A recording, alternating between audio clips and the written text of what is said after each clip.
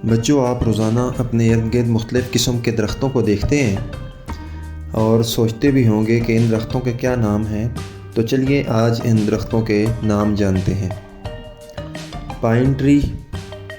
सनोबर का दरख्त, चीड़ पाइन ट्री, चीड़ का दरख्त,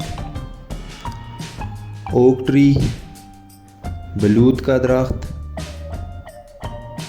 देवदार ट्री, देवदार का दरख्त,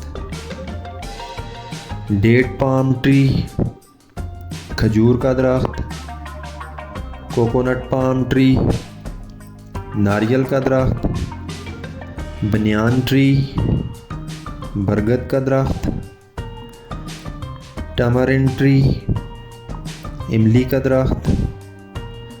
मोरिंगा ट्री, सोहांजना का दरख्त, पीपल ट्री, पीपल का दरख्त, बैम्बू ट्री, बांस का दरख्त, पॉपुलर ट्री, सफ़ेदे का दरख्त, जूजुब ट्री, बेरी का दरख्त, टीक ट्री, सागवान का दरख्त, सेल्वाडोरा परसिका ट्री, पीलू का दरख्त, मलबरी ट्री, शहतूत का दरख्त, एप्पल ट्री, सेब का दरख्त, मैंगो ट्री, आम का दरख्त, पोमीग्रेनेट ट्री,